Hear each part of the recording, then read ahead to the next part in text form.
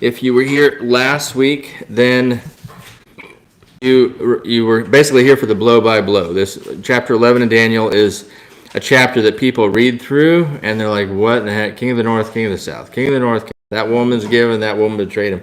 What is all this about?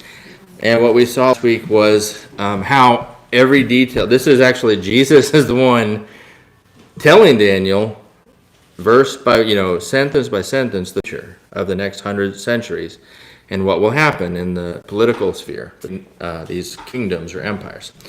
So, why would Jesus do that? Well, for the very reason that we're at, because it proves the book of Daniel is supernatural. Because all of this was predicted in detail ahead of time. And we saw how every single detail in the verses was fulfilled literally. Not a single one was off. But we got to verse 21, and where we left it, the chapter is a back and forth between the Seleucid and the Ptolemaic empires. The Seleucid, Syria / Turkey, it's north of Israel, and that's who the king of the north is from.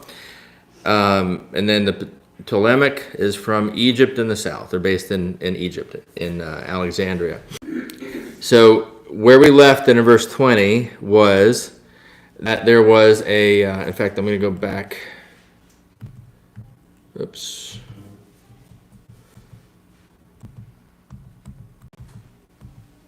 There we go. All right. So this was where we left off in 11:20. There was the next king of the north was Seleucus IV, who he reigned very, very briefly, and he sent a tax collector to collect a bunch of taxes in Israel or Judea, and other places, and it wasn't received well. Okay, he tried to enter God's temple treasure, but there's Jewish tradition says that angels literally stopped him. Like the guy, his name was Heliodorus, was stopped by angels and couldn't get it. I had to leave. That's interesting to note that, because we're going to see a little later someone else enters the temple and does take treasure, which to me there's a difference between the faithfulness of the people between the two events. Okay, if the people are not faithful, then God's house can be attacked. But if they're faithful, they can't. So, regardless, Heliodorus was not successful in taking treasure. So instead, he went back to the palace of Seleucus IV, and he said, "I'm going to be a king, instead of your tax collector." Okay, so that's where we left it. So Seleucus IV was killed, all right? And now we get to 11:21, which says, "And in his place shall arise a vile person, to whom they will not give the honor of royalty, but he shall come in peaceably and seize the kingdom by intrigue." And the man we're going to talk about today is Antiochus Epiphanes. He's famous for being a vile person, for being one of the most evil Antichrist figures in history, up there with Hitler and the future Antichrist. Isn't quite as bad as them, but he was pretty bad, and he's right up there. Okay, so, and one more comment: why is Jesus giving this prophecy about the king of the north versus the king of the south over and over again, and their movements against each other? Why is he giving this blow by blow? Yet he's not talking about what's going on in India or China or Sudan or Rome. The only time Rome is mentioned is when it impacts the events between the south and the king of the north. Why is that the case? Anybody want to guess? I would guess that. Go ahead. Oh no, you should. You got this. It's great. You know what the great thing about wrong answers are? You learn. So don't worry. Who knows? So the king of the north is Israel, right? Nope. No. Assyria. Syria. Yeah. So you have, I'm looking at the region, like Egypt, Yeah. through South. Syria, Yeah. right? So you have this area that is directly affecting God's land. Yes, that's exactly it. Right? So that's what he's focused Because the land of Israel, or the Jewish people, the Israeli people, God's kingdom is the Bible is centralized on God's kingdom.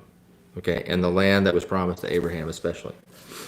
So, I suppose this way, from God's perspective, none of the rest matters. It's just minutes of waves. Okay, the only thing that matters is what's happening with God's people, because that's the land, that's the kingdom that's being established and is growing, that is producing the Messiah. Yeah, that's what I was gonna say, because what I thought about, I don't know the right like words for it, but I was thinking about how like Satan is always at work to come against. He's always killing off the firstborn. He's like trying to kill off the bloodline of Jesus coming. Yes. So does it have to do with that? Is it the enemy trying to like stop or thwart what's going to come in one of these lands? Well, in a sense, yes. Okay, because the beast of Revelation, right? The beast of Revelation has seven kingdoms that have ruled over the land promised to Abraham. That was not Israel. Okay, so when you go back and think about it, so Abraham was promised the land of Canaan, right? Then what happened to Jacob? In Israel, the tribes of Israel, where'd they go? They went down to Egypt. Okay, so that beast is the world system that's run by the enemy. All right, and so the first head was Egypt. Egypt was the first iteration of the beast system ruling the land of Israel. And he had Moses, right? And so the valleys between the heads, the necks, so to speak, are the gaps between the empires and their influence over the land of Israel. Okay, so the second head was Assyria. So after Egypt, you had Moses and the Israelites controlled the land of Israel up until Assyria conquered the northern kingdom in 722 BC and oppressed Jerusalem, and then back, and eventually Babylon, and Judah was still in control. Babylon conquered Assyria, 586 BC. Babylon came and destroyed the temple, and now they're in charge of the land. And then Persia was the fourth head, and it conquered Babylon and Israel. And then they gave decrees letting the Israelites, or the Jews, rule themselves again, until around the time of Alexander the Great, and then Greece came into the picture and conquered Persia, and this is the fifth head. And Alexander the Great really didn't oppress them. The Jews still ruled themselves during this time. But then when you start to see the king of the north, the king of the south, the king of the north, the Greeks are now starting to rule, and Antiochus Epiphanes is the worst of the Greeks that oppress the Jews. All right, but then we're going to also see that they are defeated by the Jews themselves, and the Greeks are removed, and then Israel land again for a time, and then Rome comes in, and Rome is the sixth head.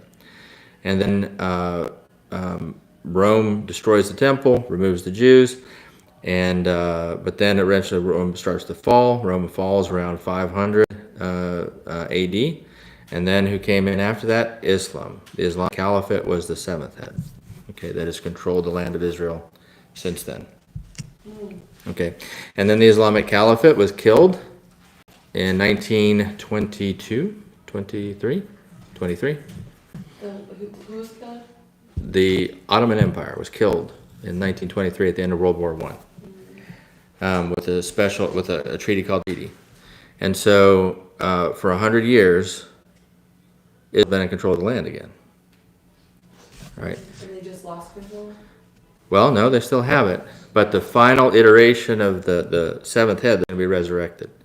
And that's what Revelation 13 says, is one of the heads was mortally wounded and then brought back to life, and everyone marveled and said, whoa, who can stop the beast? Who's the seventh head that comes back up? The Ottoman Empire. The Caliphate. Islam? Yeah.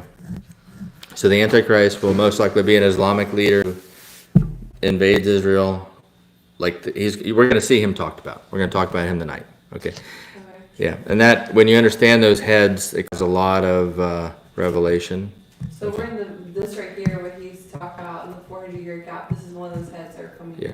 So what we're about to talk about is an Antichrist, not the Antichrist, but an, who was a member of the fifth head. Make sense? I learned so much. Thank you. Yes. I feel like, are we going to go to Revelations next? Because I have so many questions. We finished that one. Yes. You have it on video. though, Yes. right? Yeah. A lot of it. Yeah.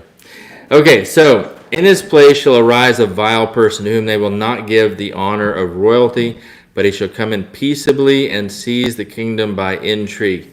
And Antiochus IV is the vile person.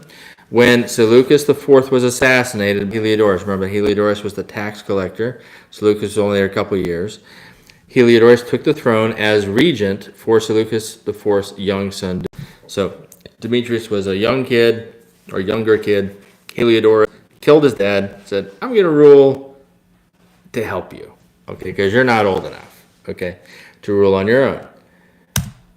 Well, Antiochus IV wasn't supposed to get the throne because he's the uncle, right? He was the brother of Seleucus IV. So it should have been Demetrius if you're following the normal royal inheritance. Okay. Antiochus IV, originally Antiochus IV had been a prisoner of Rome, like when his father, if you'll remember, there was his father Antiochus III had been captured, had been forced to sign a terrible treaty with Rome and give up all his money and stuff. And Antiochus IV, brother of the king of the north, had been taken as prisoner by Rome to secure the peace.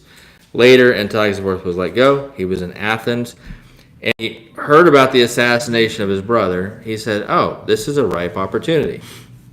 And he started going through Turkey and other lands and flattering other rulers and leaders and saying, hey, you really need to throw your support with me. I'm going to help you. And so this is what it means. And in his place shall rise a vile person, that's Antiochus IV, to whom they will not give the honor of royalty, because he was the uncle. Okay? But he shall come in peaceably. He didn't come in with an army into the capital city.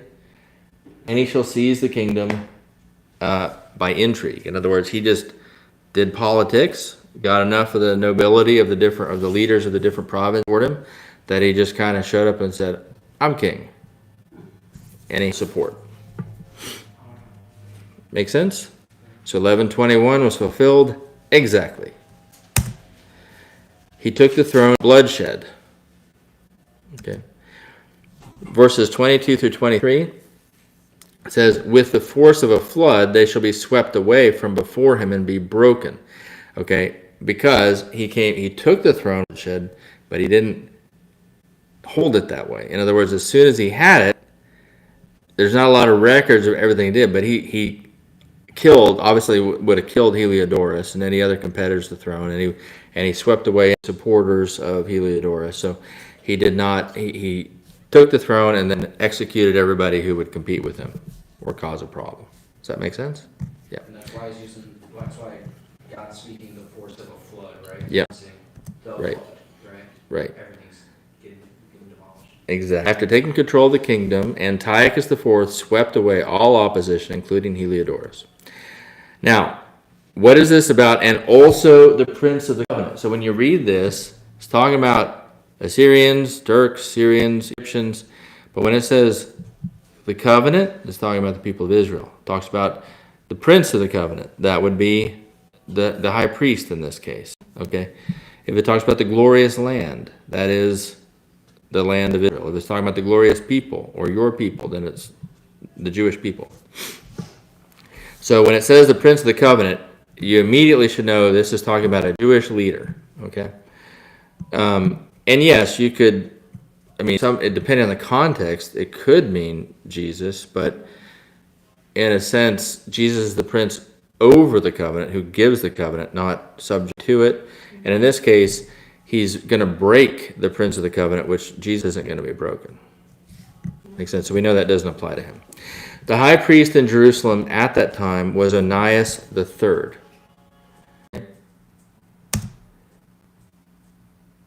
Internal Jewish politics resulted in Onias III being deposed.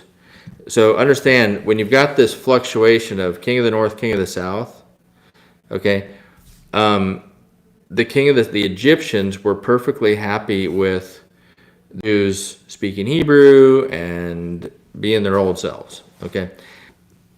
Antiochus IV and his guys up in the north, they wanted everybody speaking Greek and having gymnasiums and bathhouses and worshiping the Greek gods.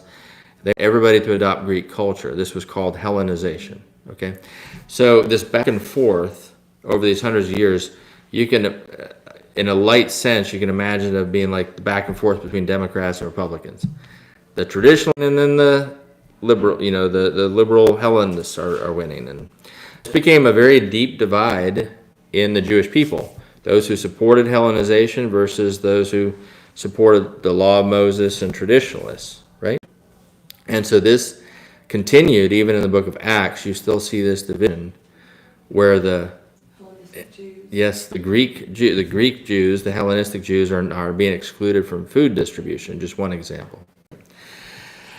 So Onias III was pro-Egypt, pro-traditionalist. There was a guy named Jason who was still a priest. He was of the priestly line, but he was pro-Hellenization and pro-Antiochus IV. So he was more liberal in his viewpoint. So Antiochus had some involvement in this. I think history's kind of lost the exact involvement, but he was in Jason, deposing Onias III and putting Jason in as high priest over Jerusalem, over the temple in Jerusalem. Now, and you can also see it here, Onias, that IS is ending meaning Yahweh. So there's Yahweh. I didn't look up the exact name of the name, but Yahweh is in Onias' name, but Jason is a Greek name. Okay, it's not a Hebrew name. Now, in the middle of this, and it will get more interesting in a minute here, but there was another guy named Menelaus. Menelaus was not a priest. He wasn't a member of any priestly family. He wanted power. He wanted to be high priest. And so he sent a lot of money to Antiochus IV and said, hey, make me high priest. And Antiochus IV said, oh, I love money. That's great. Okay, so yeah, you're high priest. Okay. He didn't kill Jason, he just said... You're done. You're not, you're out. And Menelaus is going to be high priest now because he paid more money. Yeah. So, correct me, I'm just trying to follow here. Yep. Sorry for reading this. So Jason, the line of the priesthood, right? I don't know that he was necessarily in line. Right. He's like a sideline, but he's still a priest. Still a priest. Menelaus is just a random guy that wanted to be So we're wanted actually power. seeing, like, in the line, Yeah. the line of Aaron is supposed to be in that. We're seeing Right. This that. is definitely Menelaus, even Jason, but especially Menelaus is completely out of whack with God's law. It's against God's law for him to be high priest. Keep in mind also, why does it say Prince of the Covenant and associate that with the high priest? Because they did not have, Judea did not have a king. The high priest was like the head Jew. I mean, he was they'd combined the political and religious leader. Okay.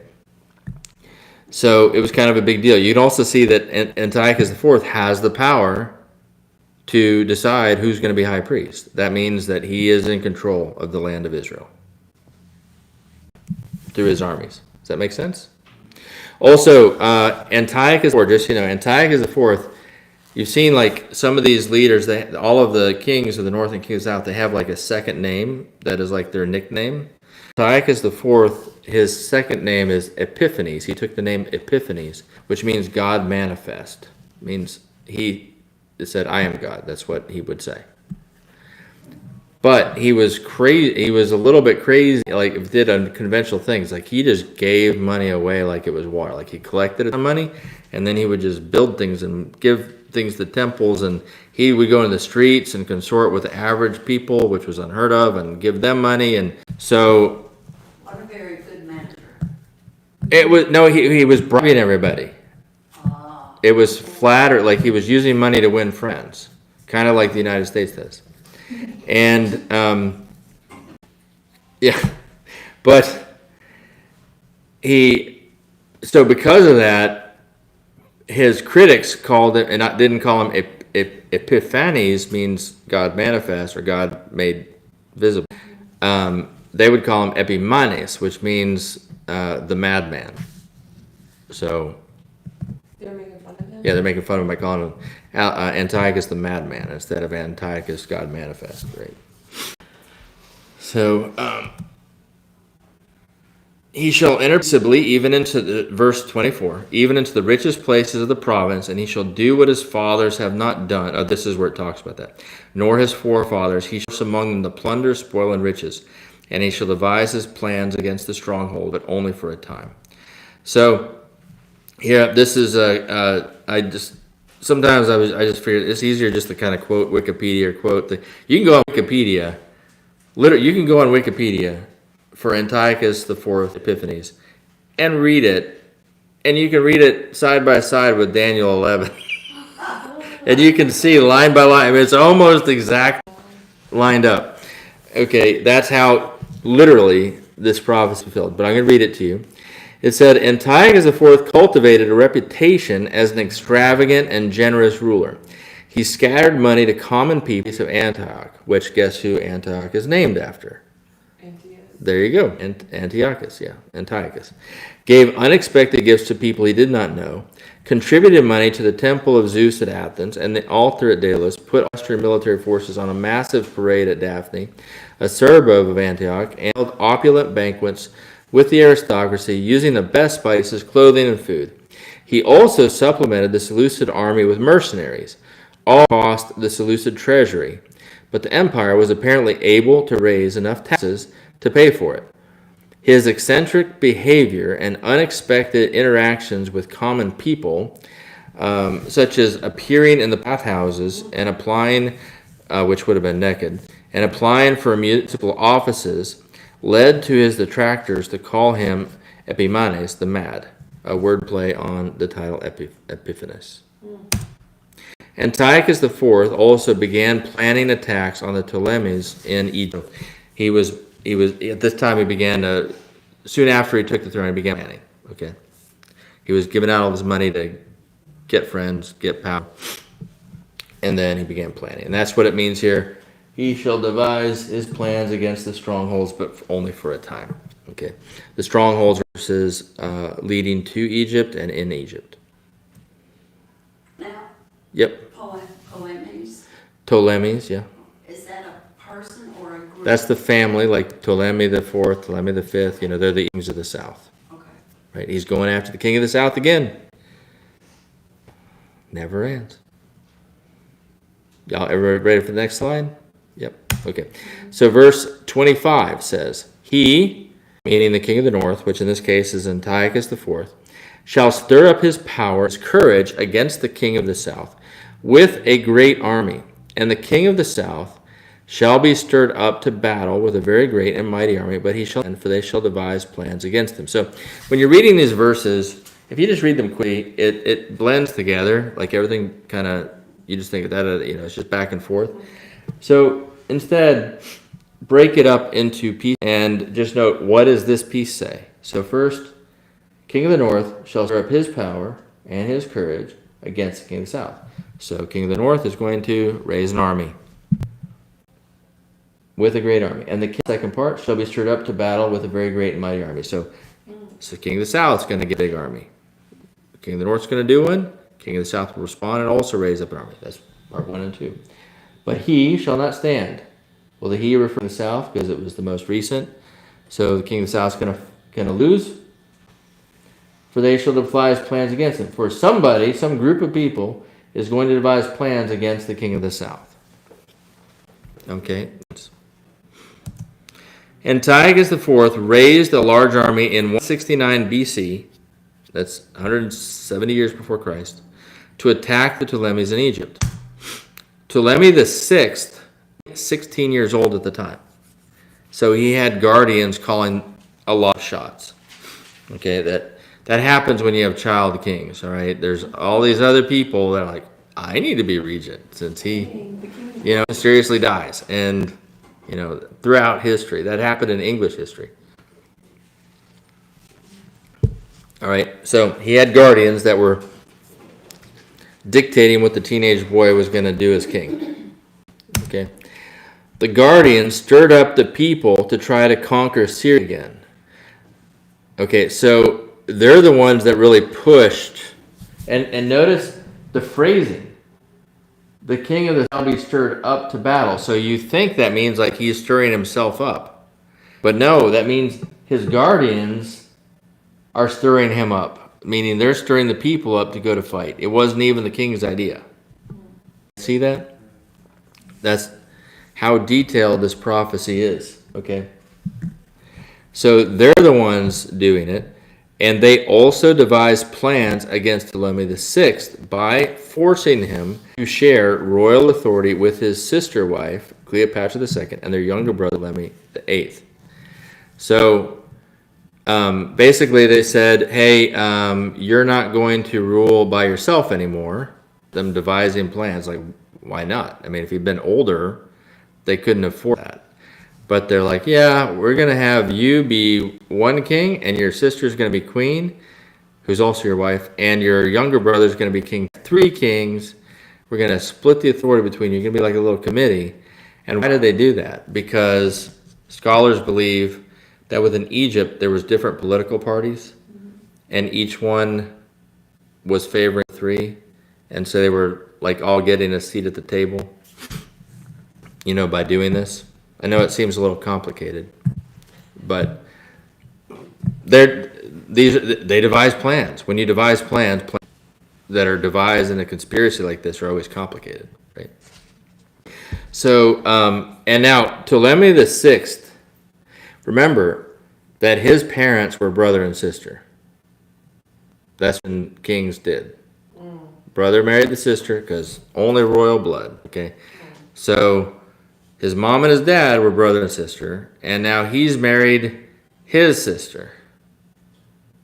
Okay, Cleopatra the First was his mom, Cleopatra the Second. The Cleopatra you're thinking about is like, I think, Cleopatra the Sixth, so she's way down the line. But you know kind of what happens when there's repeated incest like this, right?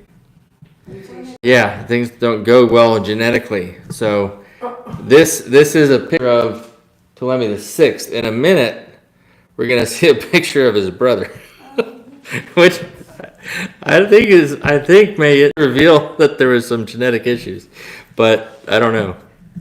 I'll just leave that there for the moment. Anyways, these are the plans that were devised against him. And their inept meddling in leadership caused Ptolemy the Sixth, because they're leading the country by committee, and committees always mess up.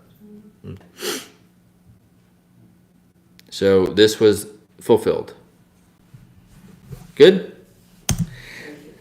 All right, 6. Yes, those who eat of the portion of his delicacies, sitting at his table, is what that means, shall destroy him.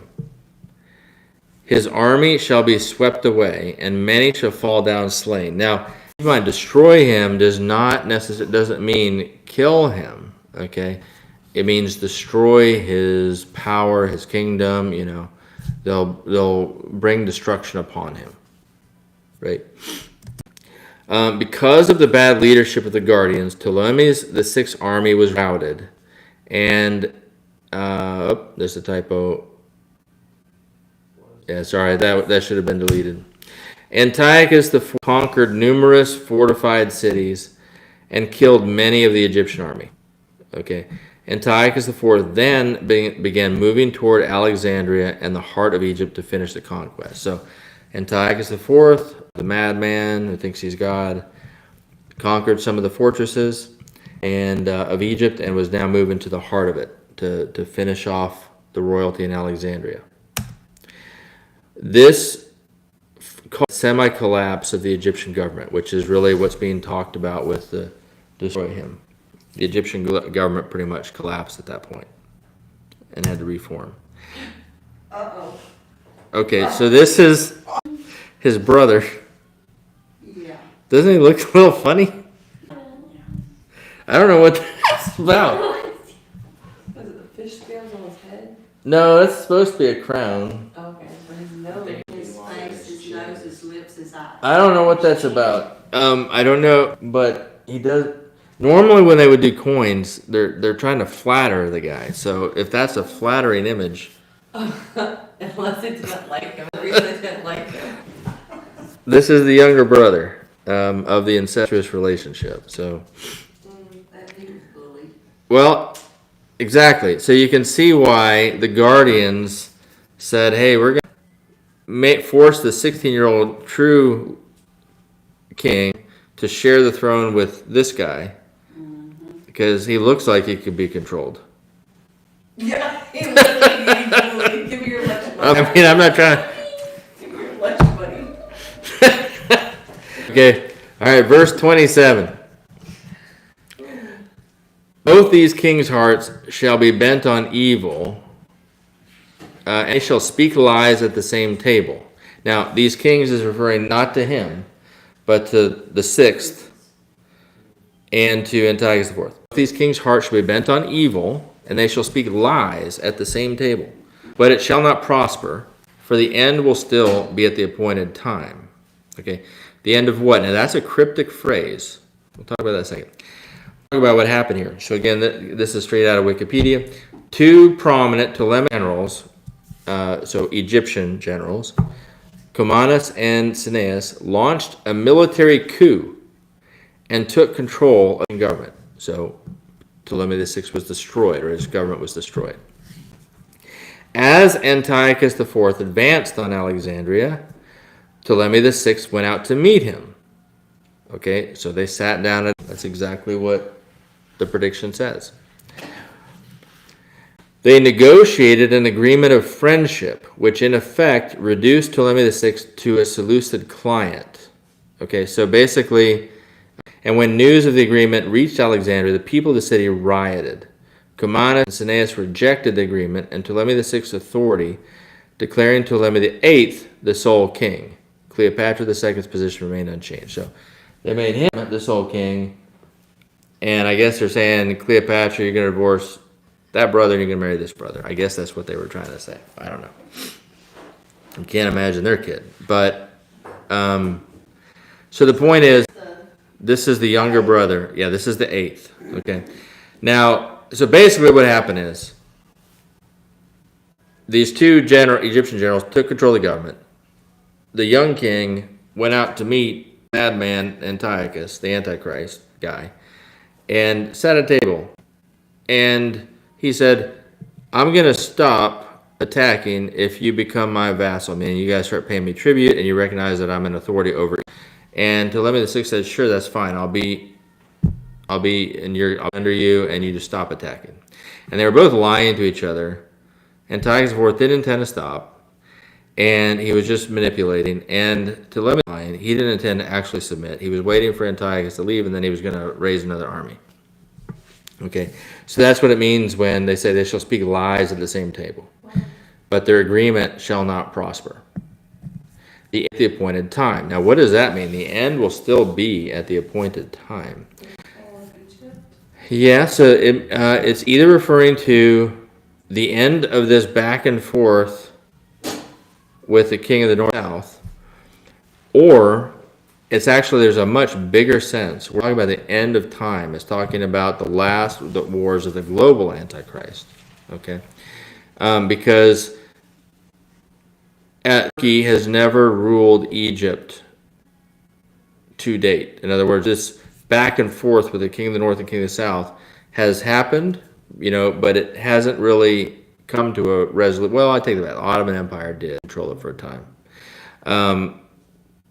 But the battles between them have ended. Like, it's basically saying the battles between these northern and southern kings isn't finished yet, because that's going to finish at the very end of the time before Messiah comes. Does that make sense? Everybody understand what I'm saying? You seem confused on that one. Okay, look at me. No, everybody. Oh, I'm just here trying to get whatever I can in, and then we'll go back and study Yeah. more. We'll be together trying to So if peace, right? If Ptolemy VI had truly submitted to Antiochus and become his vassal, that would have ended this back and forth. It would have made the king of the north the dominant guy for however long. Okay, I'm saying there's this is either saying it's still going to go on for some years after this, or it's actually an even bigger sense saying the back and forth between Egypt and Turkey is going to keep going for thousands of years until right before Jesus comes back. Okay. So now you guys understand what I'm saying? Okay. What happened to Ptolemy the Sixth? Seventh? Let's see. Where's the seventh? I don't know what happened. I didn't. He's not mentioned the prophecy, and and even the histories kind of leave him It would out. have been like, Yeah. I think he may have been a brother that died or something, but I don't remember. I'm not gonna claim to know for sure. Now, Daniel 11:28. While returning to his land, whose land? The king of the north. So the king of the north has struck a deal with Ptolemy VI. He's turning around. Okay. with great riches. Where did he get the great riches? Well, Antiochus IV was unable to conquer Alexandria and so returned away from Egypt with much riches from plunder of others. His heart, the verse continues, his heart shall be moved against the Holy Covenant. If you see the phrase the Holy Covenant, what is it referring to? Israel, or the people under the law of Moses, the covenant of God. So if you see that, immediately the focus is now shifted away from what he's doing with Egypt and what he's going to do in Judea to the Jews. His heart shall be against the Holy Covenant, so he shall do damage and return to his own land. Damage to who? Damage to the Jews. Okay? Back in Jerusalem, a rumor circulated that Antiochus had died in Egypt. So Jason, remember Jason the high priest that got deposed because this other guy paid more money to be high priest? Well, Jason heard that Antiochus had died in battle, so this is a great opportunity. So he raised up 1,000 Jews, an army of 1,000 Jews, to move Menelaus from the office of high priest and restore himself.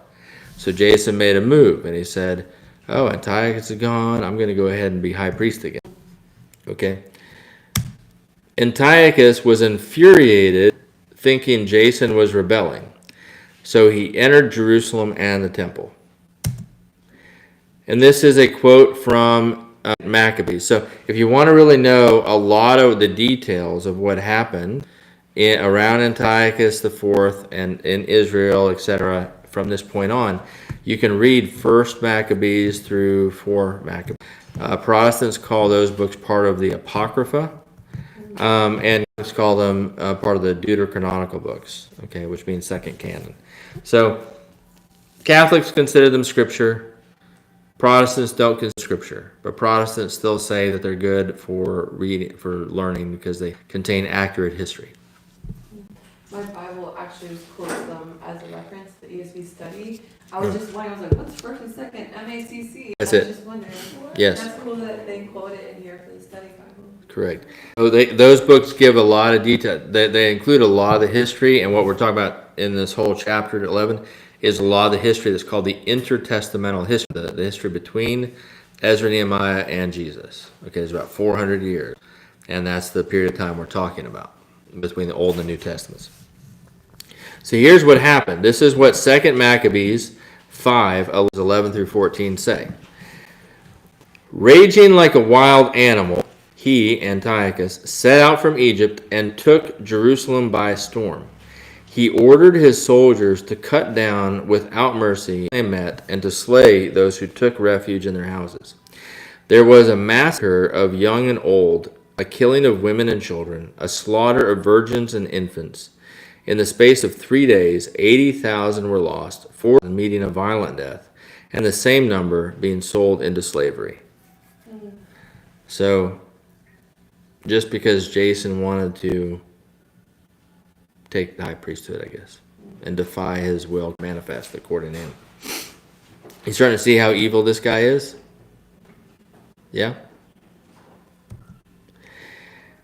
The Jewish Encyclopedia says, he entered the temple precincts not curiosity, but to plunder the treasury and carry away valuable utensils, such as the golden candlestick upon the altar and the showbread table, likewise of gold. So Antiochus IV plundered the temple. Heliodorus could not. Antiochus has been able to do it.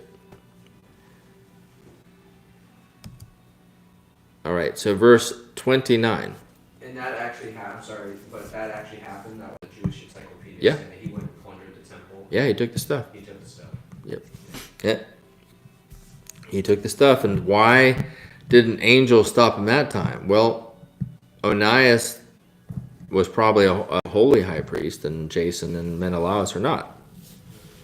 Right? So the Hellenization has increased to the point where God was withdrawing his favor from the land. Okay? That was clearly a judgment on the people of the time, because what you're going to see here is a rebellion of conservative Jews who want to follow the law of Moses against the liberal Jews who want to abandon Moses and become worldly Greeks, okay, with everything that entails. So kind of like what's going on in our society was going on there. And so many have killed as part of a judgment that God allowed. Okay. Daniel 11:29 says, "At the appointed time he shall return and go toward the south, but it shall not be like the former or the latter." So that's interesting. It shall not be like the former or the latter. So Antiochus IV had 2 campaigns, not 3, against Egypt. But to say the former or the latter, okay, indicating 3 campaigns. It's a very curious detail. But the first part, at the appointed time he shall return and go towards the south, is referring to the second campaign. Okay, so why does it say former or the latter? Shall not be like the former or the latter? Well, what it means by "but it shall not be like the former" set means when Antiochus IV goes to Egypt the second time, the first time he conquered these fortresses, he forced a collapse in the Egyptian government, he got at least a virtual alliance from the Egyptian king. So it was almost a full conquest. So this is saying the second campaign won't be like the first. In other words, meaning he's not going to have that level of success. Okay, but it also says nor the latter, however he only means. So the latter then is referring to the final campaign of the global Antichrist, which we're going to talk about, which is also mentioned in this chapter, who will conquer Egypt. Okay?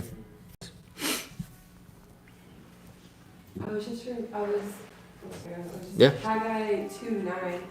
I was looking up because I heard that before. Is that a correlation to Haggai 2:9? You have to quit. I'm sorry, yeah, let me find it. That's what I was looking at my phone for. Because Susan walked in, you were saying that reminded me when it said, Haggai, you're so small. The latter glory of this house shall be greater than the former, says the Lord of hosts. And in this place I will give peace, declares the Lord of hosts. I'm saying remind me of that. Yeah. So that is not referring to this. Yeah, Okay. but it's just in the verbiage. So that verse is talking about how the temple that they were in the time of Haggai was kind of pitiful compared to the temple that had been destroyed by Babylon, and they were all kind of mourning over it. And Haggai's given a prophecy saying, "Or someday this temple is going to look more beautiful," and it was, because Herod, and over the years they made it more magnificent and glorious until the time of Herod. It was gorgeous and covered in gold. Okay, but ultimately what it's referring to is the final temple, and that's when peace was given in that place in Jerusalem by Messiah dying on the cross, but the true peace is coming when he returns the second time and has his throne in that same place. So that's all about Messiah. This latter is about the future Antichrist military invasion of Egypt. Okay, makes sense? So within months, so remember they had this secret deal. They were lying to each other at this table. Ptolemy VI was pretending like he was going to submit to Antiochus, but he didn't. He went back, and within months, he'd reconciled with his brother Ptolemy VIII and Cleopatra II, his sister and wife. She's the same. And returned to Alexandria. So he then restored government. So he, with his other co-regents, they repudiated the agreement that Ptolemy VI had made with Antiochus IV and began to recruit new troops for Greece. So basically, he got home, he reconciled with his brother and sister and wife, and said, "Yeah, we're going to fight. We're going to keep fighting. We're going to raise up a new army. Hire mercenaries from Greece. We're going to rebuild and attack this joker back." Okay, that's what they're planning. So, Antiochus IV then mobilized an army for a second invasion of Egypt in 168 BC. It's the second time he goes down. Daniel 11:30 says, "For ships from Cyprus shall come against him. Therefore he shall be grieved and return in rage against the Holy Covenant and do damage." Okay, so this is a cryptic thing here, but you need to understand this because your English translations are going to always say Cyprus, okay? Because the Hebrew behind Cyprus is Kittim, And Kittim is usually translated as Cyprus, and people think it means Cyprus. But it really in Hebrew is referring to Mediterranean sailing people. The people sailing anywhere around any of those islands or lands from the west, the Hebrew refers to as the Kittim. And so in this case, it means Rome. It should read from Rome. Okay. That says Kittim. Okay, good. Well, the reason to do that is because it's not, clear. And so skeptics might say, well, that's stretching. You're saying that because Rome is the one who sent ships and Cyprus did not send ships. And so you're just stretching to make the prophecy fit. Say, no, we have proof. There are the Dead Sea Scrolls have lots of ancient Hebrew that talk about Rome and things happening in Rome. That is clear they're talking about Rome. And whenever they talk about Rome in the Italians, they use the word Kittim. Okay. So there is no doubt that Hebrew, if they're going to talk in Hebrew about Rome, they're going to say Kittim. Everybody follow that? Okay. So here's what happened. Rome was growing in power. This is the sixth head of the beast. Remember, officially Antiochus IV is part of the Greek head. Rome sent a fleet of ships led by a senator/general named Gaius Popilius Laenas to stop Antiochus. This is a famous story. Popilius intercepted Antiochus before he got to Alexandria and showed him the decree from the Roman Senate ordering Antiochus to stop his attack on Egypt or face war with Rome. So the Senate, at that time, Rome was still a republic. They didn't have an emperor. They were still a republic operating with the Senate. They sent him as a representative to warn Antiochus, say, if you insist on attacking Egypt, as our ally at this point, we're going to go to war against you if you don't stop. And he made Antiochus read the actual text. Like he said, you read what the Senate wrote you. I'm not going to tell you, you read it yourself. So Antiochus read the text. And then Antiochus said he would take the decree to his council and consider it. Then Popilius drew a circle in the dirt with a stick around Antiochus and said, answer before you leave the circle. He was serious. Yeah. That's funny. Okay. Antiochus caved. He gave in and said, okay, and attack Egypt, because he did not want a war with Rome. Okay. But now he was humiliated, and this is a guy who thinks he's God on earth, right? So what does humiliation do to someone who thinks they're God? Makes him mad. Yeah, they're enraged, okay? Right. He decided he's going to take it out on the Jews. So he stormed to Jerusalem and took it out on the Jews. Okay. So second part of Daniel 11:30 and then 31 says, so he shall return and show regard for those who forsake the holy covenant, and forces shall be mustered by him, and they shall defile the sanctuary fortress. Then they shall take away the daily sacrifices and place there the abomination of desolation. So this is a major clue to end times prophecy, because it's saying the abomination of desolation. And remember, there was a previous prophecy in Daniel that talked about the abomination of desolation being in the temple of God. But Jesus talks about, in Matthew 24, when he was talking about the coming end times, which is probably our generation, he says, when you see the abomination of desolation, run for the hills, right? But Jesus was saying almost 200 years after this. So this is saying the abomination of desolation is put in the temple already, and Jesus is saying, no, it hasn't come already, it's going to come in the future. So how is that and why is that? Well, because prophecies often have multiple fulfillments, okay? Often how it's described is like a prophet can be looking out in the future, and they're like seeing multiple mountaintops that have big valleys of time between them. And they think it's the same event, and they're not realizing there's a time gap, or that it's a repeated same thing. Does that make sense? Yeah. Okay, so this is a preliminary fulfillment. This is not the final fulfillment of the abomination of desolation.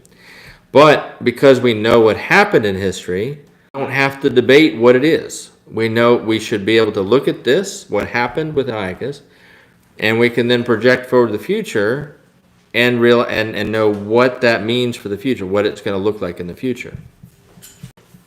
Okay, y'all raise your hands if you're not following, or yell or something. So here's what happened. Antiochus IV issued decrees to strengthen pro-Hellenization Jews against traditionalists, sorry for the typos, who obeyed Scripture. I think I did this one late at night. So the Hellenistic Jews were the liberal ones who didn't want to follow the law of Moses, to ally with Antiochus.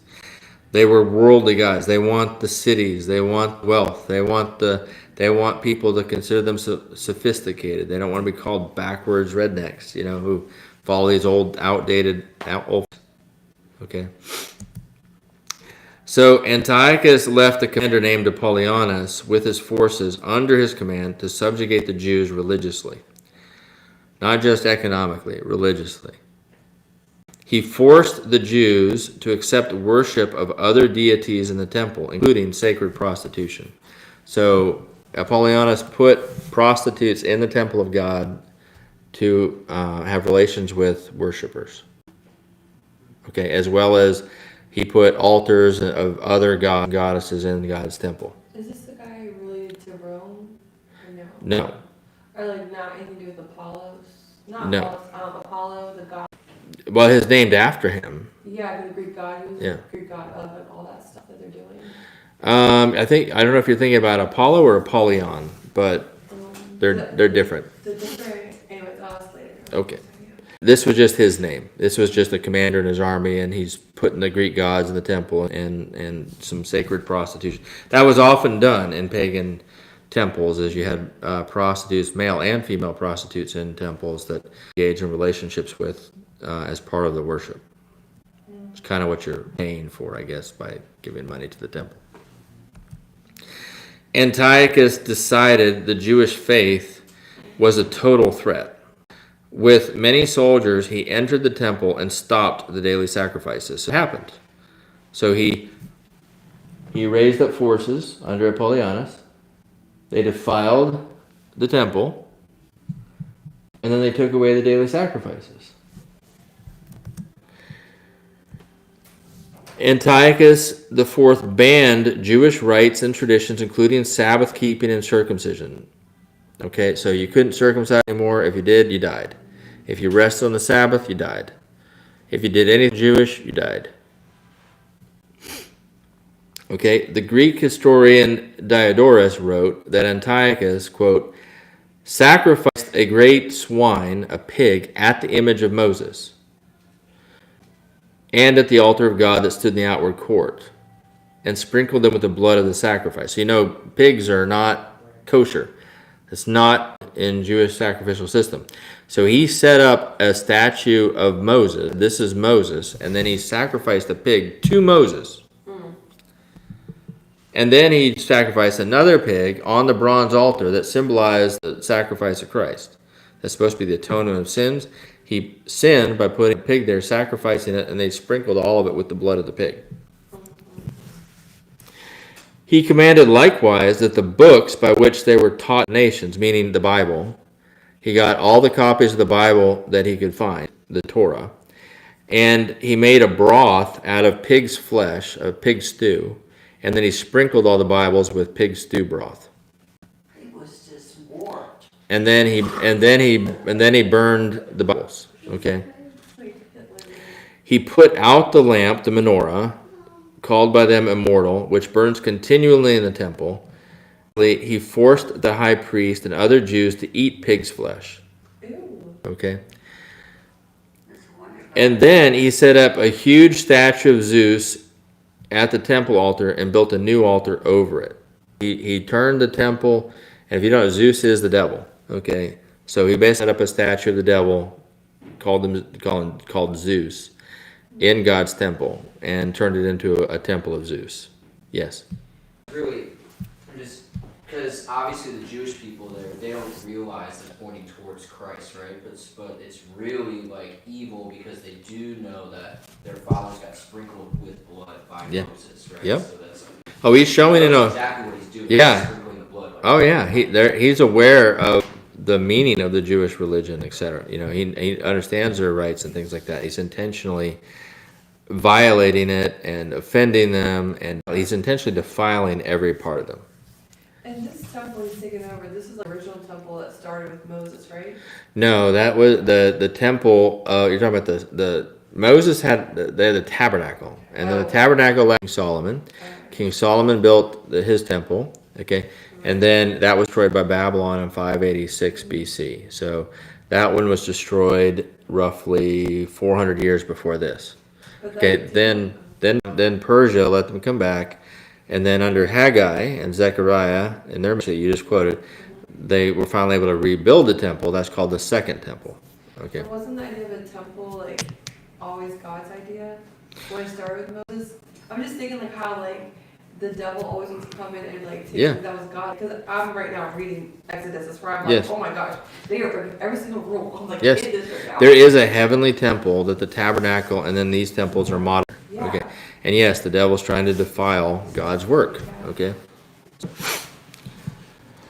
So you can pretty well be safe to say that the Jews during that time that wanted to be faithful, We're being persecuted. they were persecuted. They were being killed.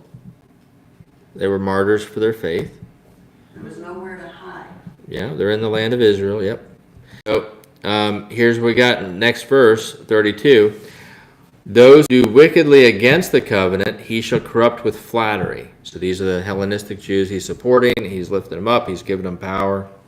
He's not oppressing them. As they worship Greek gods and abandon the law of Moses, he's happy with them. But the people who know their God shall be strong and carry out great exploits. Okay. So this is where the comes, okay?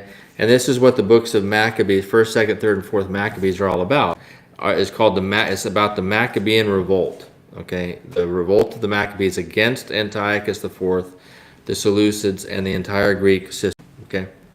So Mattathias was a priest who lived outside Jerusalem with his family, and his family was known as the Maccabees.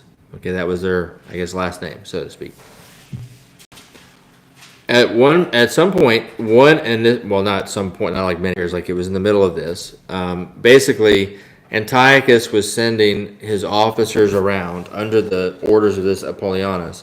They were going from village to village and forcing all the Jews in the village to sacrifice to the gods and profane themselves. Okay, similar to the mark of the beast, right? You either profane God's law or you die. And they had to choose a similar choice. Now, Mattathias and his sons were living in a village called Modain. I think it was near Jerusalem. But one of Antiochus' officers came to his village to force everyone to offer a sacrifice to a pagan idol. Mattathias refused. In fact, I'm going to read to you here. Actually, before we go into this, I want to read a little more of what some other details of what he did. Let's see.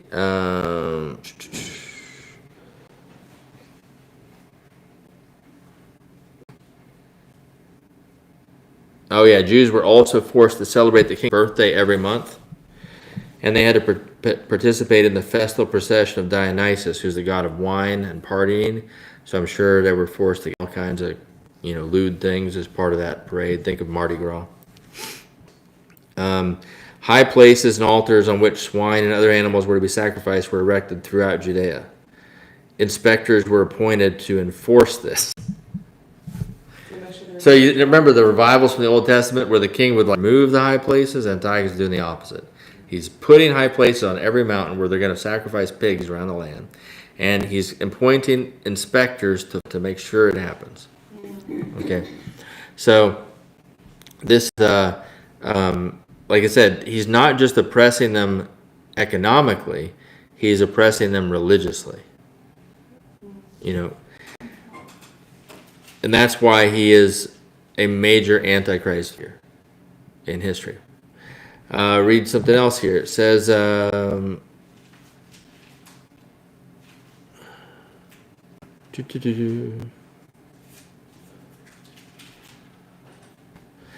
officer, this is from, I believe this is the Jewish Encyclopedia, an officer, Paulianus, was sent through the country with an armed troop commissioned to destroy. He first entered Jerusalem amicably, then suddenly turned upon the defenseless city. He murdered and burnt through its length and breadth. The men were butchered, women and children sold into slavery, and in order to give permanence to the work of desolation, the walls and numerous houses down.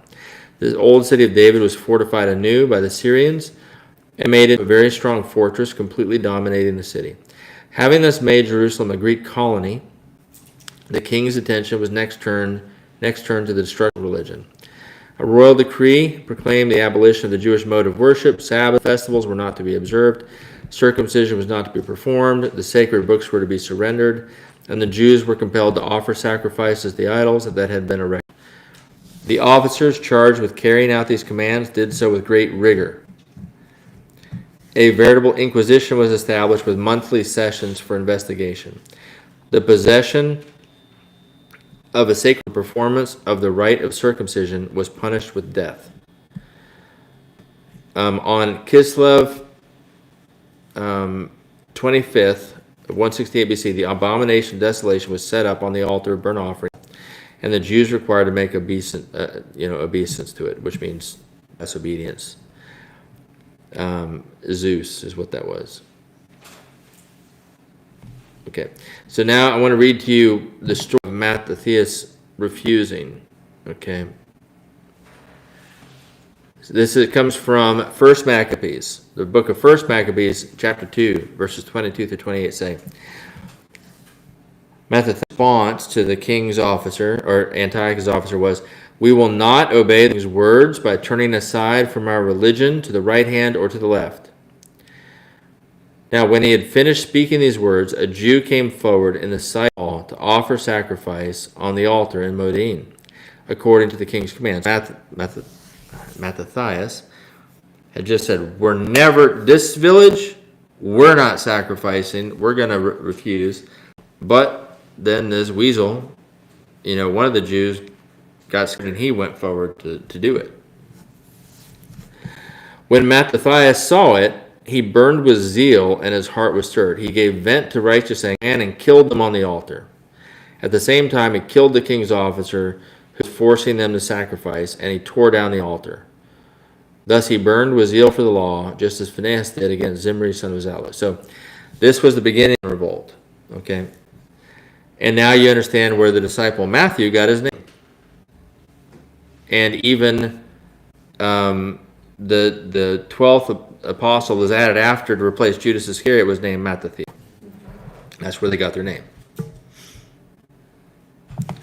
Oops, back to... I have a question. Yes. The Jews that to do what they were being forced to do Uh-huh. rather than be killed, Yeah. are they in hell? Are they going to go to hell? I don't know that I'm their judge. I can't tell you that. I think very good chance they are. Wait a second, I want to make sure. You said the ones who did sacrifice. Yeah, the ones. Yeah, the ones who... Yeah, I don't know. I mean, why? It's not any different from the beast. That's, I mean, in theory, they could repent later in life, and die. But I think the guy who was killed while doing it, if I was a betting man, I'd bet he's in hell. But I'm not his judge. God knows his heart. He's merciful. He is the perfect judge. So, we can have. There's only a few individuals I think we can be certain of. Hitler. Yeah, Hitler, That's funny. Judas Iscariot. Poor Judas. But we have high probabilities on a lot of people, but that's really not our place to assume. But it is heartbreaking to think that. But there's people are going to hell constantly. Every minute somebody's dying. Okay, so this began the Maccabean revolt. Mattathias led tens of thousands of Jews along with his sons, Judas, Jonathan, and Simon. So He died in battle, and then Judas, his son, took over, and Jonathan took over, and then Simon took over. And now you also see why. We have Simon the Zealot was a disciple, Simon Peter was a disciple, Judas Iscariot was a disciple. All these names, they're being named after the Maccabees. Okay. That's so cool. Because the Maccabees were the heroes. These were like the founding fathers of the days of Jesus. Okay. And against the Maccabees faced off repeatedly, and greater armies raised by Antiochus, and continued to win over and over until Judea was finally free and independent from the rule of Antiochus. They won. Antiochus sending bigger, and I mean, it was like they had armies like 70,000 men. Antiochus was sent against like 5 or 10,000 that the Maccabees had, and the Maccabees would win. And then he'd trick him one of the Maccabees, and then the brother would take over, and it just kept going. So they did not stop.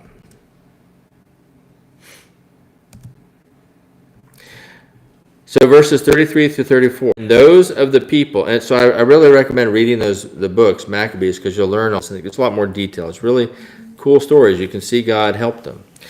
Verses 33 through 34 say, and those of the people who understand instruct many, yet for many days they shall fall by the sword and flame, by captivity and plundering. Now when they fall, they shall be aided with a help, but many shall join with them by intrigue. All right. So we're going to get into some of the cryptic verses where we're starting. There's 2 verses here that I believe are starting to have a double fulfillment. There's a specific fulfillment for them, but there's a murky transition where it's starting to also talk about us in a continual sense. So, but I'm going to read about them first. It says the Maccabees were joined by Hasidim, which are like, if you've heard the word Hasidic Jews, okay, those are faithful Jews that are following the law of Moses. So they were joined by Hasidim and other faithful Jews who spent time training people in the villages about the Torah and the law. So part of what these did in the Hasidim is they went from village to village, re-educated everybody, opened up Sunday schools. Hey, let's learn about the law of Moses. No, you can't have a Greek bathhouse. No, we don't do pigs. No, so they're re-educating the people. So this is the beginning of a revival. Okay, and the revolt of the Maccabees would not have been successful if they hadn't done that part. If they'd just been about, we're not paying you taxes and we're going to do the sacrifices we want, but they had not changed the hearts of the people to repent, they would not have been successful. Okay. According to the book of Maccabees, thousands of Jews perished in the revolt. So of those who understand, they shall instruct many. People who understand, what does that mean? That means people who have understanding. Okay? People who don't have understanding are like animals. It's called the beast. Okay? If you are pro-abortion, you are like a beast. Okay? You have no understanding. You're an animal. You're acting like an animal. If you engage in these, if you promote lawlessness, you're a beast. Animals are lawless. Okay? Sons of God, daughters of God create civilization. Does this make sense? By following the law of God through his morality. So anyone who knows God, understands his law, and obeys him, and is establishing his kingdom is someone who understands. That's what that means. Make sense? So everyone here in the room, we're in that category. And we are instructing many. We're discipling still. That's what I mean. This is also, there's a subtle transition where it's really not just for them. It's also for us. See, many days. Again, that many days is the key. It's not just the many days they were fighting. It's many days that continue up through now. We're going to see. Okay? This is still an honor for us. And these are all the ways they die. By sword, by fire, by slavery, and by theft. Okay. When they or we fall, we shall be aided with a little help. Okay. Meaning there will be those who join us and help us. Okay, just like they were joined by other Jews who were faithful to help them. However, many shall join them by injury. There were other zealots that were not motivated by faith who joined the revolt to help the Maccabees. Okay, so a zealot, if you know the gospel, you know that one of them is Simon the Zealot, right? We don't have time for me to go into depth here, but basically, about the time of Jesus' birth, there was a man named Judas of Galilee who formed a party called the Zealots.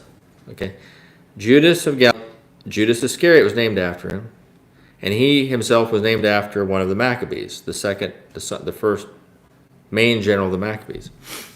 So Judas of Galilee led a revolt against Rome.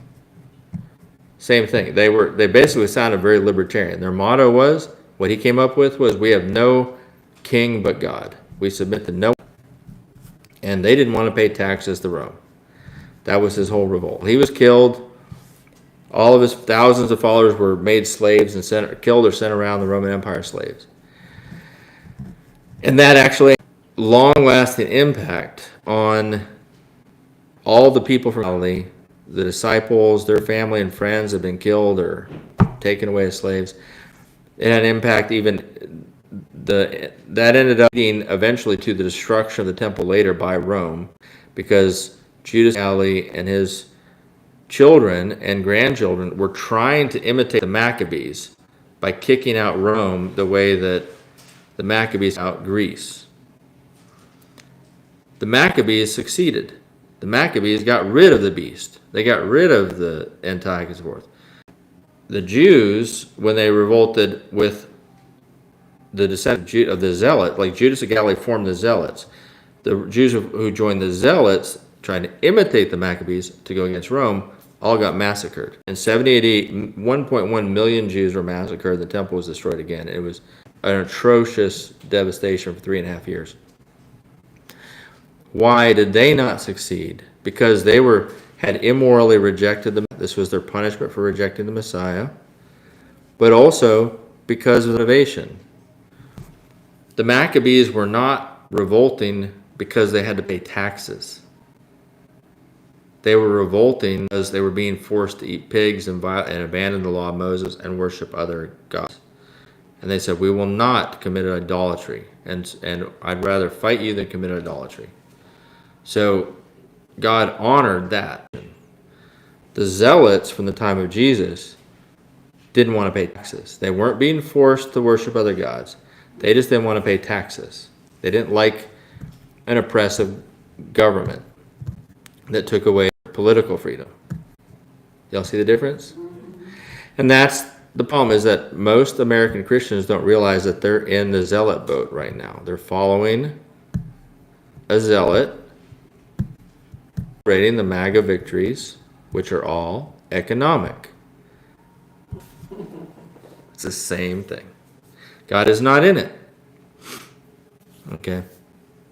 He would be in it if if our religious freedom was being taken, we're being forced to worship differently, like they were. But that isn't what's happening. Does that make sense? I just wanted to draw that distinction and show you.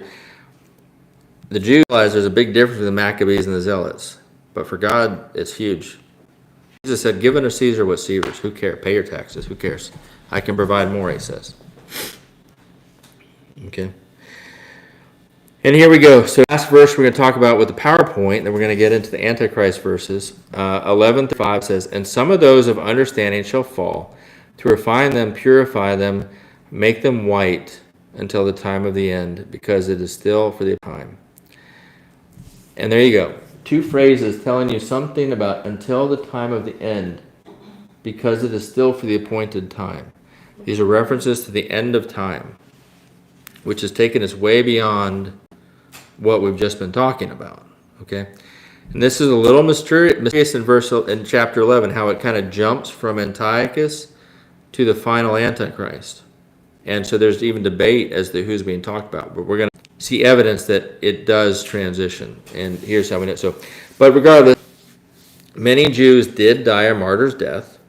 And Jesus here, because this is Jesus speaking, is telling Daniel why persecutions happen, how they benefit us. These persecutions refine us. They purify us.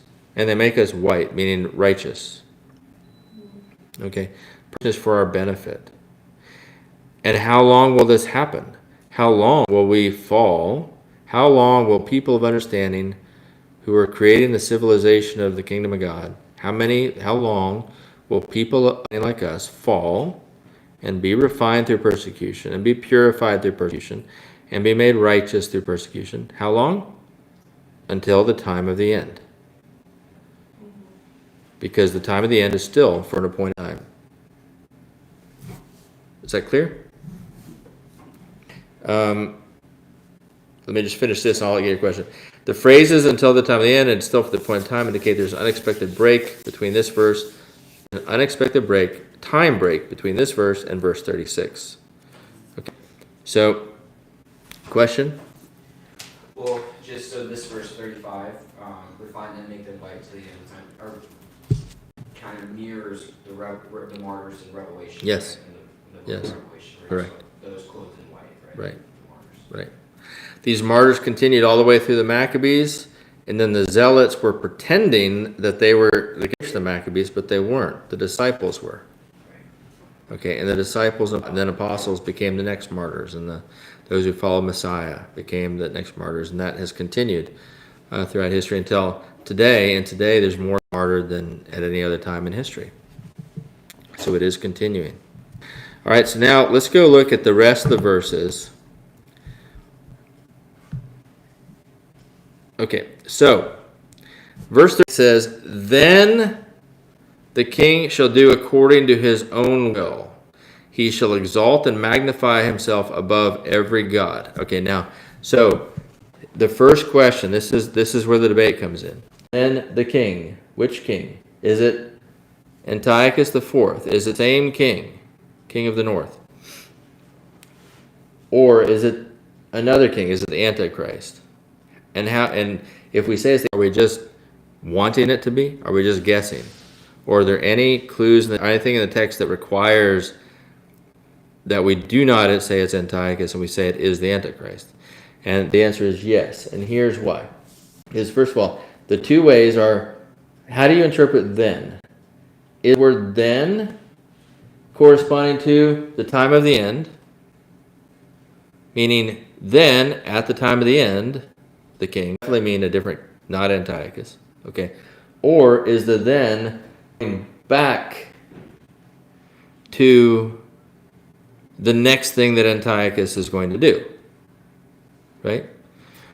How do we know which one it is? Well, it's pretty simple. We can read the rest of the description, which I'm going to read through fast, and then go back detail by detail, and ask ourselves, did Antiochus IV do things or not? Okay. It says, "Then the king," now I'm going to assume this is Antiochus for a second, "shall do according to his own will." Well, yeah, he did do that. "He shall exalt and magnify himself above every god, shall speak blasphemy against the God of gods." Yeah, he did that. "And shall prosper till the wrath has been accomplished."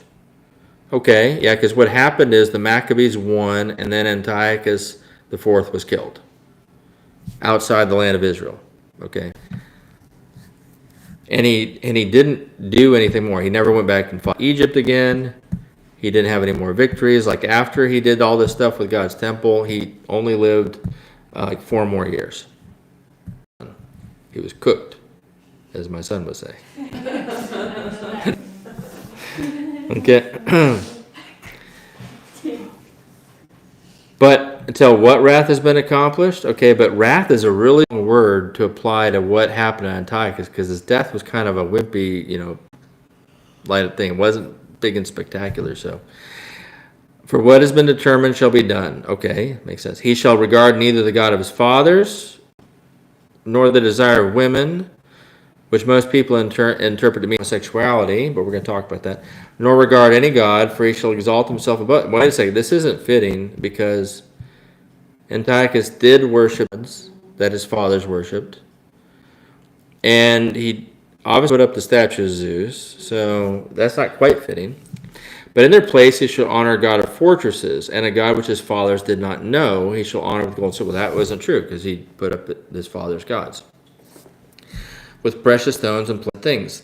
Thus he shall act against the strongest fortresses with a foreign god, which he shall acknowledge and advance his glory, and he shall cause them to rule over many and divide the land for gain. And at the time of the end, the king of the south shall attack him, and the king of the north shall come against him like a whirlwind, with chariots and horsemen and with many ships. That didn't happen. And he shall also enter the glorious land, and many countries shall be overthrown. No, Hezekiah didn't do any of that. He never fought Egypt again. He just died in a different battle. I think it was a different battle. Y'all follow me? So basically, the rest from 36, so up until 33, every single detail lines with Antiochus the Fourth. Verse 36 and on, verse 36, none of it lines up with Antiochus. Okay? Therefore, if we follow the Hebrew, we would more naturally attach the word then to be the time of the end. And remember that this entire chapter has very easily king of the north, the king of the north, the king of the north, the king of the north, and they're all different kings. Okay? And so it shouldn't surprise us that there's that big time gap. And then that proves that this stuff about the time of the end, then the king, the Antichrist, that means that this stuff in 34 and 35 applies to us because we're in those verses still. Does that make sense? Okay. And now this is the king of the north, but we're saying this is and here's the thing. Most Bible scholars recognize that this is the Antichrist and say that. And he's the king of the north. But then they simultaneously, out of the other side of the mouth, want to say that the Antichrist is Roman. He's from Rome. But the king of the north wasn't from Rome. The king of the north and all of these was from Turkey, the lands of Assyria.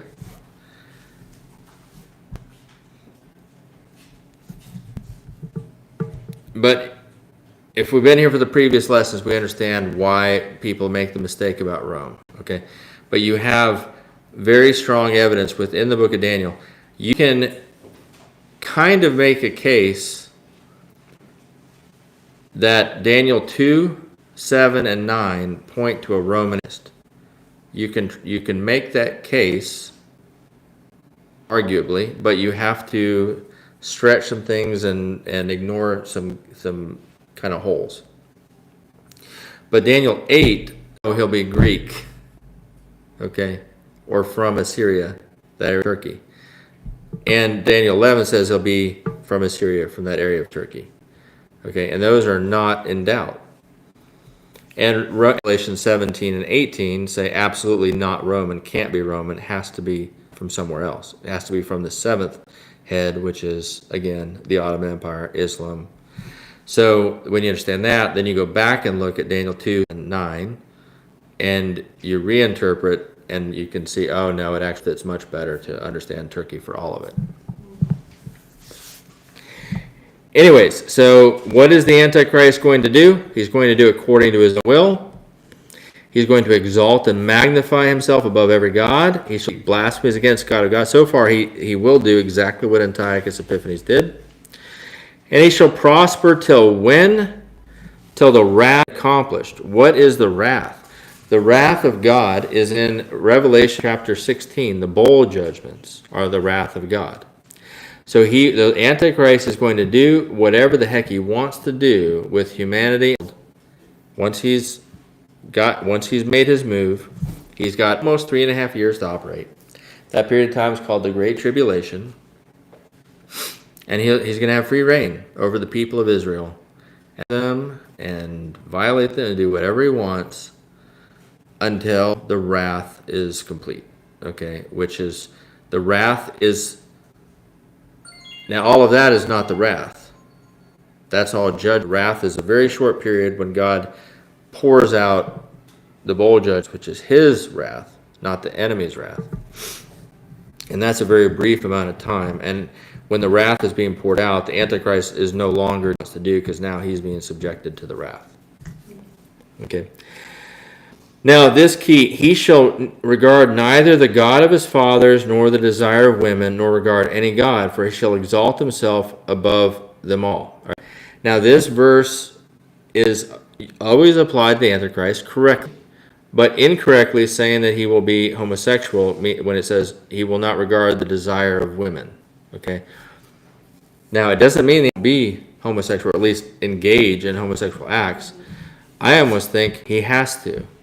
Because if the Antichrist is going to be, or the one we call the Antichrist, is going to be the most sinful person ever, then I think he would probably every single possible sin. Okay, so I don't have any doubt he will engage in those kind of things.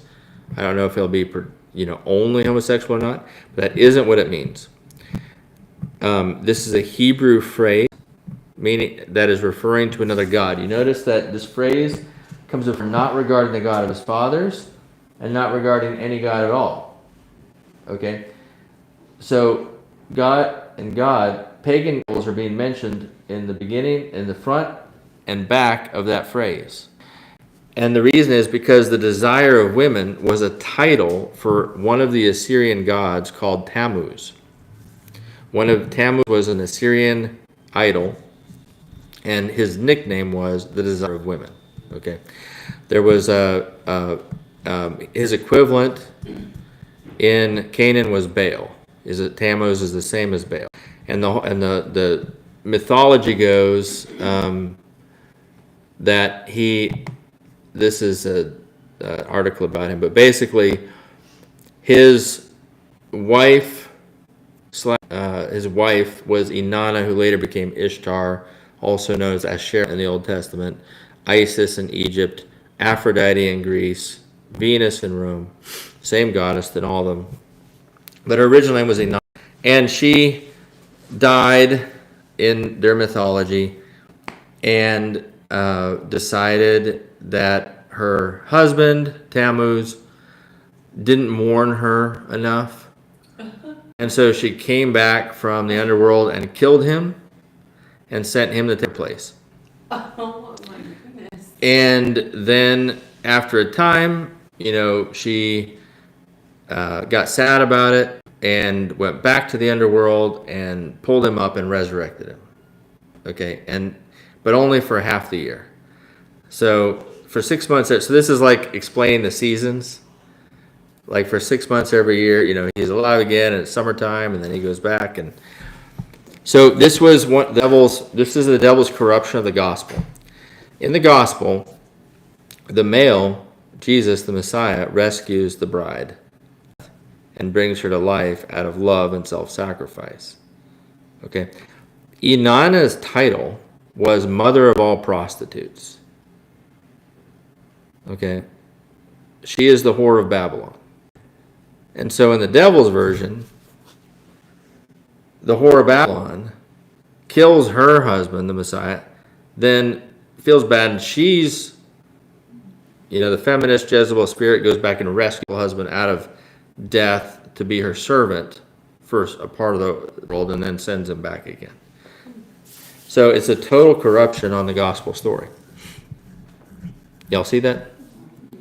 So anyway, as a ritual, basically one of the rituals that would happen is women there's 7 days in July when women who worship Tammuz would just weep and mourn for 7 days straight because they wanted him to resurrect. They wanted him to come back, and they're imitating Inanna. So if you're affiliated with the mother of all prostitutes, that's what you would do. And Ezekiel 8 tells us that at one point, the Israelites were doing this. The Jews were doing this because in Ezekiel 8, God takes Ezekiel on this vision. This is right before the Babylonian destruction. And he shows Ezekiel what certain Jews are doing in secret. In verse 13, he says, "And he, God, said to me, turn again, and you will see greater abominations that they are doing. So he brought me to the door of the north gate of the Lord, and to my dismay, women were sitting there weeping for Tammuz." Okay, so this is a reference to the worship of Tammuz. And that's why Tammuz is called the desire of women. So back to this. Antichrist shall neither regard the Assyrian or Greek gods of his fathers, nor Tammuz, that god, nor any god. So he's not going to regard the god of his fathers, the god of his wife, or any god. Not the god of men, not the god of women, not any god. Make sense? Okay, that's what it means. Well, that's because he's going to be Muslim. So he's not going to worship the ancient Assyrian gods. Okay?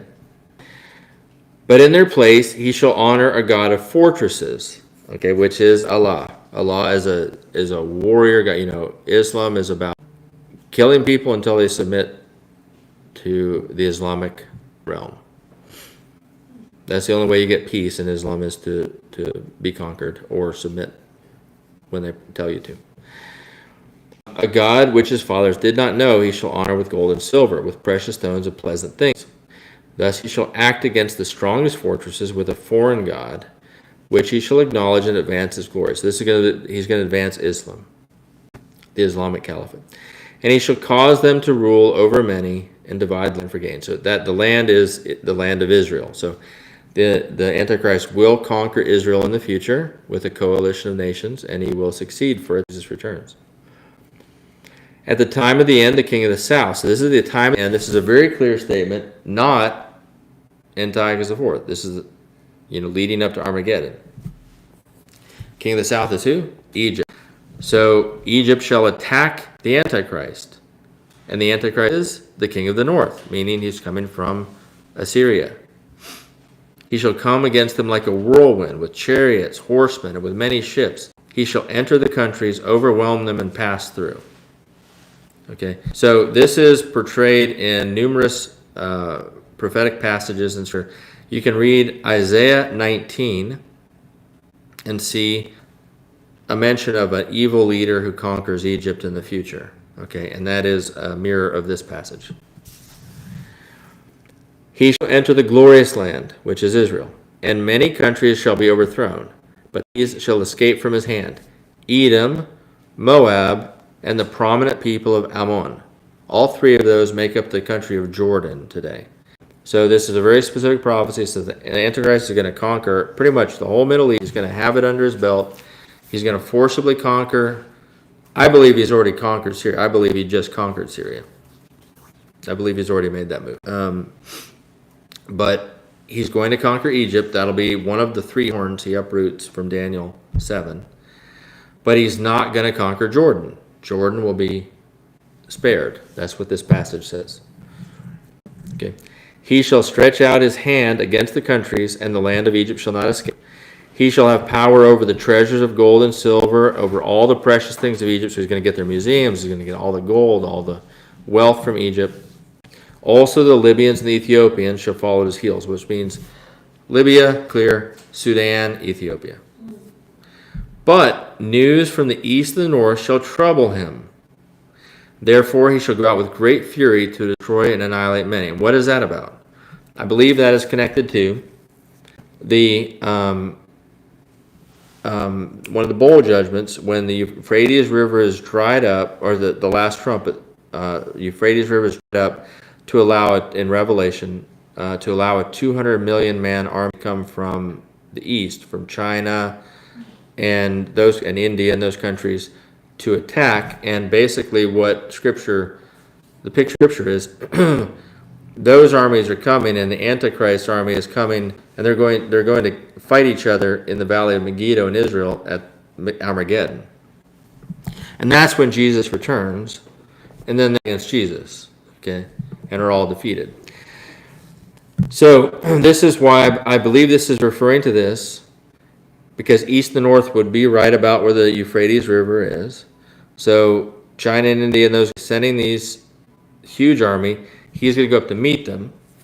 Verse 5, and he shall plant the tents of his palace between the seas and the glorious holy mountain. The seas, Mediterranean Sea, and the Dead Sea. So he's going to plant his tents in this has got to be the valley of Armageddon, the valley of Megiddo. Yet he shall come to his end, and no one will help him, because Jesus Christ is going to destroy him.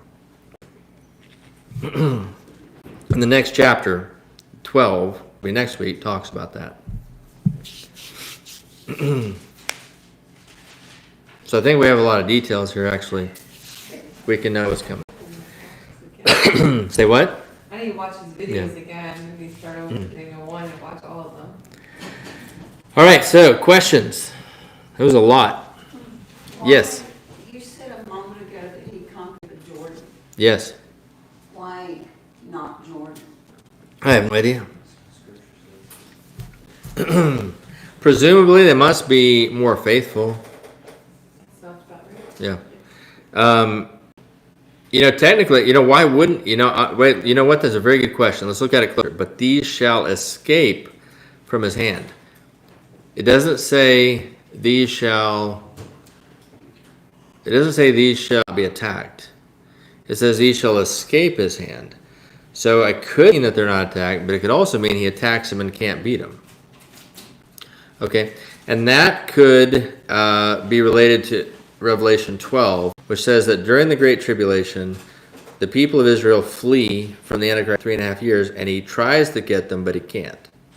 So it may be that they flee to Jordan. Okay, and so God basically protecting them over there with his angels while he does whatever else he wants. So I think that's a good guess. Yep. Other questions?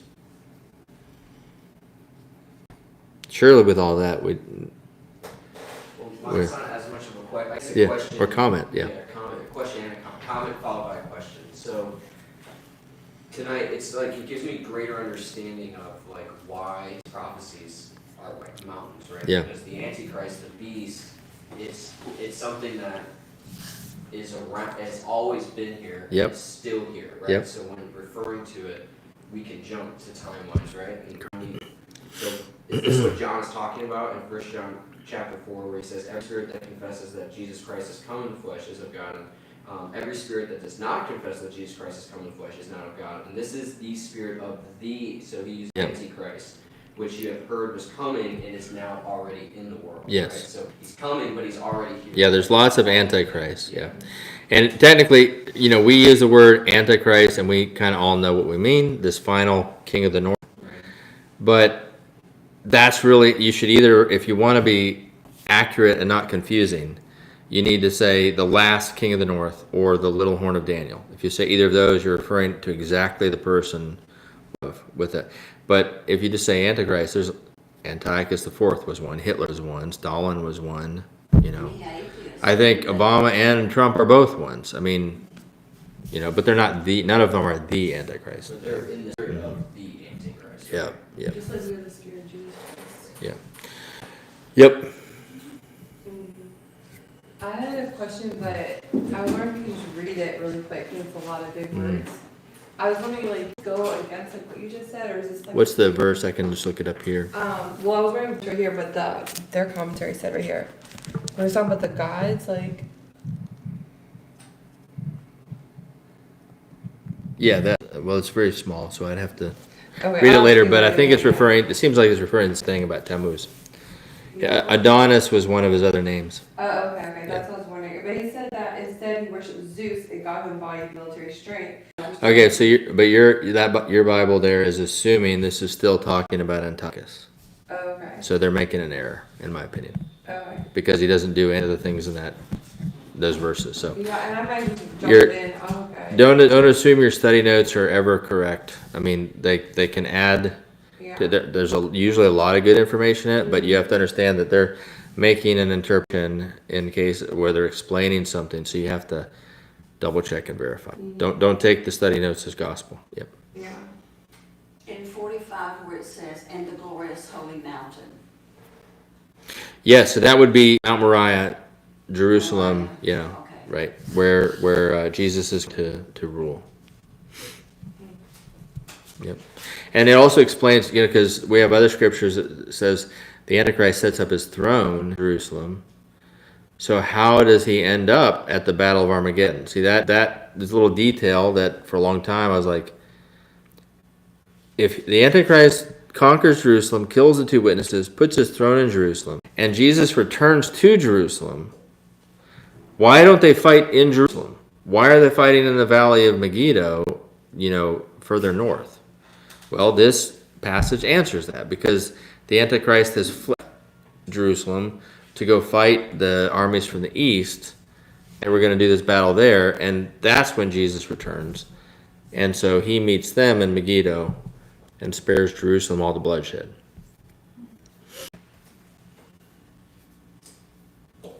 Yep. Okay. All right, well, let's go ahead and pray, and we'll close up here. Sandra, would you close us in prayer? Heavenly, thank you for this evening. Thank you for this opportunity to come together and get explanation and link up some prophecies being fulfilled, prophecies that have already been fulfilled.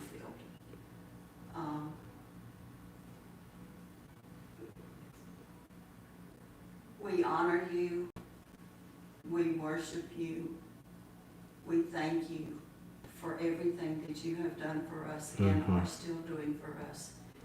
Thank you for the opportunity for everyone to repent.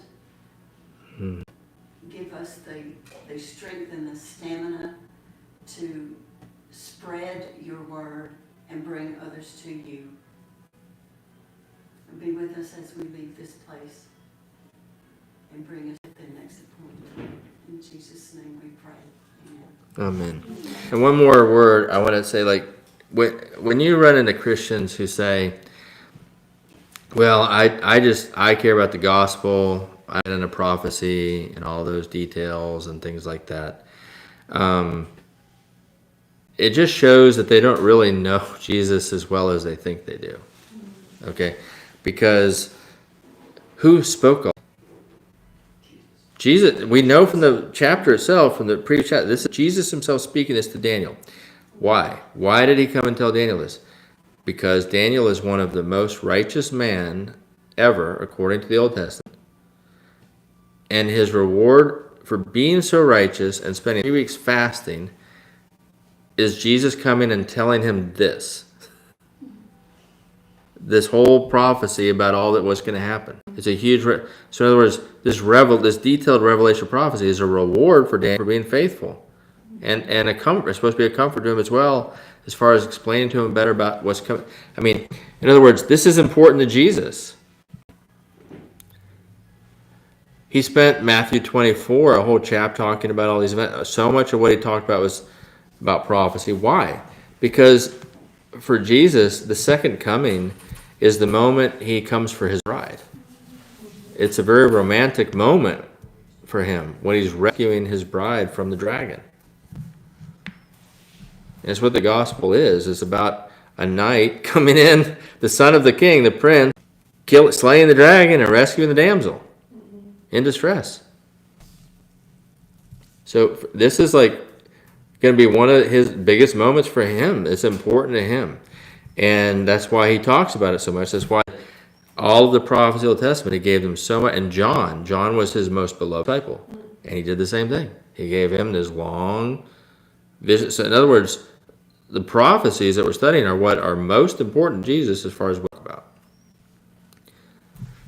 So I don't think Christians should ignore it. I think if it's important to Jesus, it should be important to us. Yeah. Makes sense? It speaks to a relationship, right? Yep. Friendship with Jesus, not just recognizing him as a Yes. savior or get out of jail free card, but actually seeking relationship and friendship with him. To know him. Correct. And truly look forward to the day Right. that comes back. Right? And there are very well-meaning Christians who just say, well, I just wanted the gospel. That's what matters to me. I mean, well-meaning in a lot of cases, but ultimately the heart behind it is not a person who is seeking to know the Lord better and better and better and wants to know what's on his mind and heart. It's a person who is saying, I just need the gospel for me. Because I just need something that makes sure I'm safe, and I know the little formula that I have to teach to those I care about so they'll be safe. I need a little religious system to teach people, so, following the rules. That's what they mean. That's all as much as I care. So anyways, I think we should go deep and know everything he had to talk about. But that's all for tonight. Thank you guys. We'll see you next week. This week will be our last week.